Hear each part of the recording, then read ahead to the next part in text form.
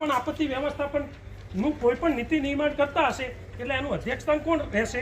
આપણા મુખ્યમંત્રી. મુખ્યમંત્રીએ અધ્યક્ષસ્થાને લઈને જે પણ નીતિ નિર્માણ કર્યું એનું ઇમ્પ્લિમેન્ટેશન કોણ કરશે? એક ઓથોરિટી હશે. એ ઓથોરિટી કોના અધ્યક્ષસ્થાને હશે? તો કે આપણા મુખ્ય સચિવના. એને આપણે ચીફ સેક્રેટરી કહીએ છીએ. એ મુખ્ય સચિવ એના અધ્યક્ષસ્થાને હોય. હવે જ્યારે આવી વાત આવી તો હવે ગુજરાતે પણ કંઈ નાનું નથી, એ પણ મોટું. એને 1600 કિલોમીટરનો દરિયા કિનારો છે. હવે ધારો કે વેરાવળમાં કોઈ આપત્તિ આવી તો મુખ્યમંત્રીને ચીફ સેક્રેટરીને કઈ રીતે ખબર પડશે કે ભાઈ અહીંયા આપત્તિ આવી છે? મિત્રો, હું તમને આખું માળખું સમજાવું છું, એમાં તમારું ક્લિયર થશે વિઝન આખું કે સરકાર તરફથી ડિઝાસ્ટર મેનેજમેન્ટમાં શું જોગવાઈ છે. હવે ધારો કે સોમનાથમાં ફ્લડ આવ્યું, સીએમ સાહેબને સ્વપ્ન આવશે કે ભાઈ ત્યાં ફ્લડ આવ્યું છે. મિત્રો, કોઈ પણને ખબર પડે, ચીફ સેક્રેટરીને ના ખબર પડે કે ત્યાં આવું કંઈ ઘટના ઘટિત થઈ છે. તો એના માટે એક આપણે ફ્રેમવર્ક બનાવ્યું. એમાં આપણે જિલ્લા વહીવટી તંત્રને પણ જવાબદારી આપી કે જિલ્લામાં પણ એક આવું ડિઝાસ્ટર મેનેજમેન્ટનું એક તંત્ર ઊભું કરવામાં આવે. એના અધ્યક્ષ હોય આપણા કલેક્ટર સાહેબ. એ કલેક્ટર સાહેબ જિલ્લામાં જેટલી આપત્તિ હોય એનું આખું કોર્ડિનેશન કરે. એસડીએમએ કોર્ડિનેશન કરે એનડીએમએ. એટલે એનડીએમએ પછી આવ્યું એસડીએમએ પછી આવ્યું આપણું રાજ્યનું ડિઝાસ્ટર ઓથોરિટી.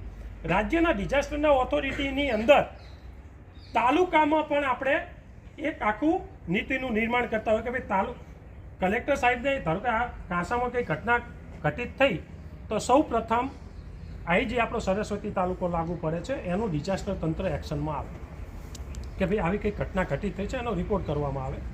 એનો રિપોર્ટ થાય ડિઝાસ્ટર કંટ્રોલ રૂમમાં. મિત્રો, ડિઝાસ્ટર કંટ્રોલ રૂમ બે જગ્યાએ હોય છે. એક આપણા જિલ્લો જે છે જિલ્લા સેવા સદન, ત્યાં 24 કલાક આપણે ડિઝાસ્ટર કંટ્રોલ રૂમ ચાલુ હોય છે 24/7. એમાં દરેક આપણા જેટલા પણ જિલ્લાના કર્મચારીઓ હોય એમને વારાફરતી આપણે ડ્યુટી કલેક્ટર સાહેબના આદેશથી આપણે ત્યાં કરેલી હોય છે. એ જ રીતે આપણા વહીવટી તંત્ર જે આપણો તાલુકા સેવા સદન છે ત્યાં પણ 24 કલાકની આપણે ડ્યુટી ફાળવેલી હોય. એટલે કોઈ પણ થાય અને એનો 24 કલાકનો ટોલ ફ્રી નંબર અને એક નંબર આપણે જે વિજ્ઞાપન કરીને આપેલો હોય છે ત્યાં તમે ડાયરેક્ટ આપણે કોન્ટેક્ટ કરી શકાય. એ કલેક્ટરમાં જાણ કરે અને કલેક્ટરથી આપણે આખા સ્ટેટમાં આપણે ડિઝાસ્ટર કહીએ. હવે કોઈ પણ ડિઝાસ્ટર આવે ત્યારે સરકારે કોઈ પણ ડિઝાસ્ટર આપત્તિ આવે તો આપણે શું કરવું જોઈએ?